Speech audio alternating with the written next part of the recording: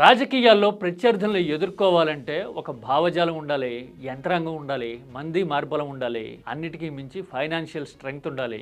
ఇప్పుడు ఏపీలో అయితే మీడియా అండ కూడా కావాలి. ఉన్న మీడియాలో 80% అంతకంటే ఎక్కువ ఒక పార్టీకే, అదే ఇప్పుడు అధికారంలో ఉన్న పార్టీకే సపోర్ట్ చేస్తున్నప్పుడు మరి వీటన్నిటినీ ఒక దగ్గరికి తీసుకొచ్చి యుద్ధం చేయడం సాధ్యమేనా? అంత సులభం కాదు కదా. నిజానికి అంత అవసరం కూడా పడకుండానే చంద్రబాబుని ఎదుర్కొనేందుకు చంద్రబాబు రాజకీయ వ్యూహాల్ని జనానికి అర్థమయ్యేలాగా సరళంగా చెప్పేందుకు ఒక మార్గం ఉంది. అదేంటో తెలుసా? నాడు నేడు. ఏంటి నాడు నేడు?